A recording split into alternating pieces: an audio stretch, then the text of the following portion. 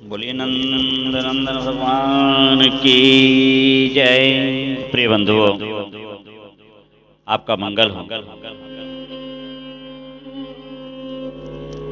एक बार भगवान देवादिदेव महादेव से उनके पुत्र कार्तिकेय ने पूछा, हे पिताजी, आप वक्ताओं में सर्वश्रेष्ठ हैं, अति श्रेष्ठ हैं।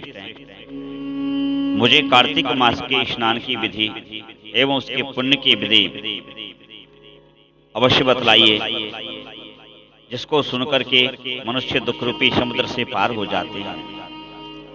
साथ ही तीर्थ के जल का महात्मा और माघ वह स्नान का, उस दान का, उस पुण्य का, दीप दान का फल अवश्य मुझसे कहिए। तब भगवान महादेव अत्यंत प्रसन्न हो गए और प्रसन्नता पूर्वक कहने लगे कि बेटा, कार्तिक मास की महिमा मैं तुमको कहां तक कार्तिक मास को उपस्थित देखकर जो मनुष्य दूसरे के अन्न को त्याग देता है, वह प्रतिदिन कृच्छ्रव्रत का फल प्राप्त करता है। कार्तिक में जो व्यक्ति तेल त्याग देता है, तेल नहीं खाना चाहिए, मधु नहीं खानी चाहिए, कांसे के पात्र में भोजन नहीं करना चाहिए, मैथुन नहीं करना चाहिए, चातुर्मास में त्यज्य वस्तुएं भी कार्तिक मास में नहीं खानी चाहिए। बैंगन आदि नहीं खाना चाहिए, मसूर की दाल नहीं खाना चाहिए, सभी प्रकार की दाल नहीं खाना चाहिए। और मांस, उसका स्मरण भी बुरा है। एक बार भी मांस भक्षण करने से मनुष्य राक्षस की योनि में जन्म पाता है और 60,000 वर्षों तक विष्ठा में डालकर सड़ाया जाता है। उससे छुटकारा पाने पर वह पापी विष्ठा खाने वाला ग्राम सूकर होता है। कार्तिक मास में शास्त्र विहित भोजन का नियम करने पर अवश्य ही व्यक्ति को मोक्ष की प्राप्ति होती है और भगवान विष्णु का परम धाम उसे प्राप्त होता है और भगवान विष्णु का परम धाम ही मोक्ष कहलाता है। प्रवत्तानां तु भक्षाणां कार्तिके नियमे कृते अवश्यम प्राप्यते मोक्षम विष्णोस्तत्परम पदम।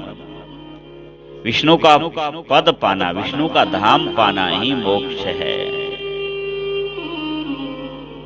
अवश्यम प्राप्यते मोक्षो विष्णोस्तत्परम पदम न कार्तिक समो मासो न देवा केशवात् परः। अपने पुत्र कार्तिकेय से भगवान महादेव कहते हैं कि भगवान विष्णु का परमधाम ही मोक्ष है। कार्तिक के समान कोई उत्तम मास नहीं है और भगवान विष्णु से बढ़कर कोई दूसरा देवता नहीं है। कार्तिकेय समो मासो न देवा केशवात् परः। वेद के तुल्य कोई शास्त्र नहीं, गंगा के समान कोई तीर्थ नहीं, सत्य के समान सदाचार नहीं, सत्ययुग के समान कोई युग नहीं, रसना के तुल्य तृप्ति का कोई साधन नहीं है, दान के सदृश कोई महान सुख नहीं, धर्म के समान कोई दूसरा मित्र नहीं है और नेत्र से बढ़कर कोई ज्योति नहीं है। पद्म पुराण 120, 22, 25 में आप देखेंगे, न वेद सदृशं शास्त्रम न तीर्थम गंगया समम। न वेद सदृशं शास्त्रम न तीर्थम गंगया समम। वेद के तुल्य कोई शास्त्र नहीं और गंगा के समान दूसरा फिर कोई तीर्थ भी नहीं है। न सत्येन समम व्रतम। व्रत यदि करना है तो सत्य का लीजिए, क्योंकि सत्य से बढ़कर के संसार में कोई व्रत नहीं। ना कृतेन समं युगम। और त्रेता से बढ़कर कोई दूसरा त्रेता के समान कोई,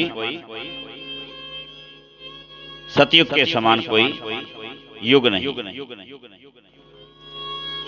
ना तृप्तनी ना तृप्तिरसना तुल्या नादान सदृशम सुखम ना धर्म सदृशम मित्रम ज्योतिषचक्षुषा समम। अर्थात धर्म के समान कोई मित्र नहीं है, दान के समान कोई सुख नहीं, रसना से बढ़कर कोई तृप्ति देने वाला नहीं। ज्योतिष चक्षुषा, और ज्योति भी हमारे नेत्र में यदि ज्योति ना रहे तो संसार की समस्त जितनी भी ज्योतियां हैं वह हमारे लिए व्यर्थ हो जाएंगी। यदि हमारे रसना तंतुओं में स्वाद ना हो तो हमारे सारे स्वाद व्यर्थ हो जाएंगे। ठीक उसी प्रकार सभी उन वस्तुओं के अपने अपने महत्व हैं। भगवान महादेव कहते हैं कि हे कार्तिकेय, ज्योतिषाम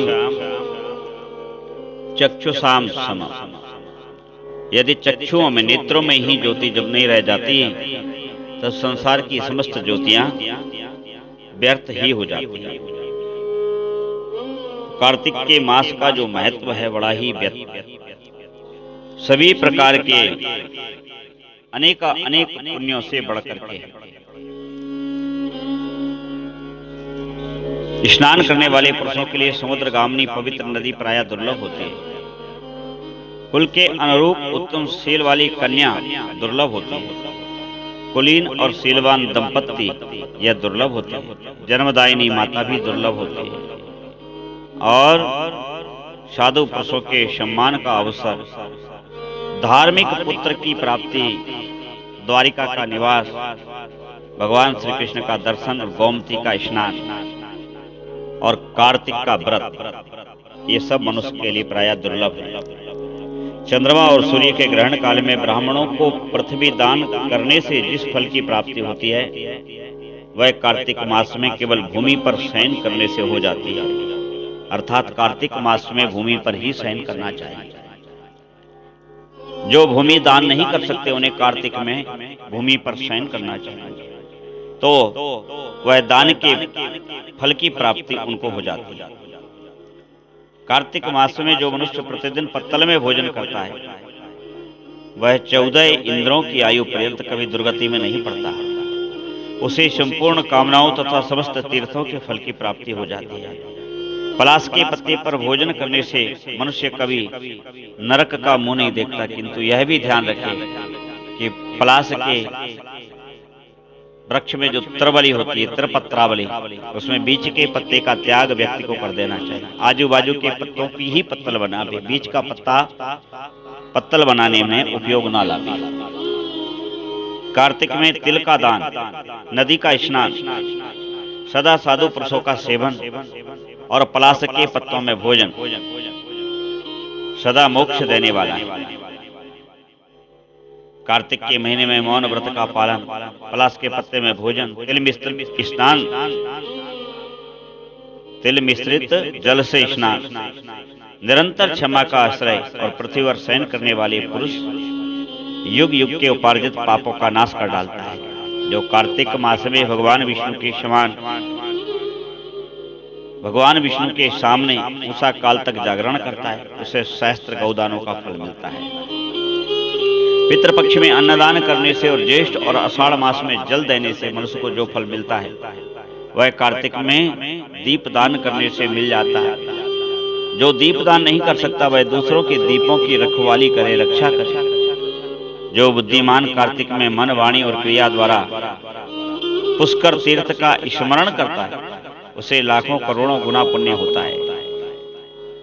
माघ मास में प्रयाग, कार्तिक में पुष्कर और वैशाख में अवंतीपुरी उज्जैन, ये एक युग तक उपार्जित किए हुए पापों का नाश कर डालते हैं। कार्तिकेय संसार में विशेषता कलयुग में वही मनुष्य धन है जो सदा पितरों के उद्धार के लिए हरि का सेवन करते हैं।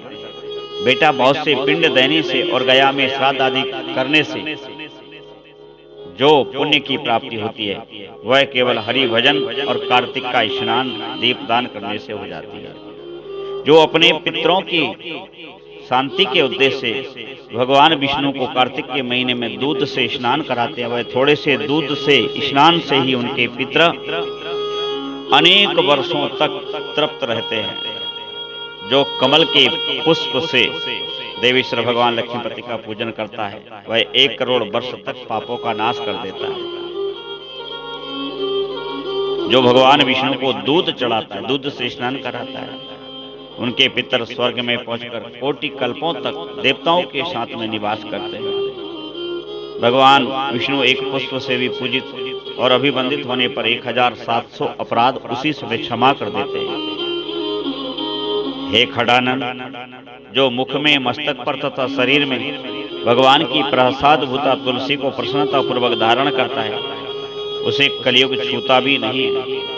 भगवान विष्णु को निवेदन किए हुए प्रसाद से जिसके शरीर का स्पर्श होता है उसके समस्त पाप और व्याधियां नष्ट हो जाती हैं। कार्तिक के महीने में शंख का जल श्री हरि को भक्ति पूर्वक अर्पण किया हुआ और नैवेद्य चरणोदक चंदन प्रसाद स्वरूप धूप ये मनुष्य की ब्रह्म हत्या जनित पाप को भी दूर करने वाली हैं। ब्रह्म हत्या जनित पाप को भी दूर करने वाली हैं। इस प्रकार कार्तिक के मास में इस तरह के नियमों का जो सेवन करता है उसके समस्त ताप पाप नष्ट होते हैं और भगवान की कृपा उसको प्राप्त होती है। बोले नंदनंदन भगवान की जय। श्री कृष्ण गोविंद हरे मुरारे, श्री कृष्ण गोविंद हरे मुरारे, हे नाथ नारायण वासुदेवा, श्री कृष्ण गोविंद हरे मुरारे, हे नाथ नारायण वासुदेवा, श्री कृष्ण गोविंद हरे मुरारे, श्री कृष्ण गोविंद हरे मुरारे, हे नाथ नारायण वासुदेवा, हे नाथ नारायण वासुदेवा।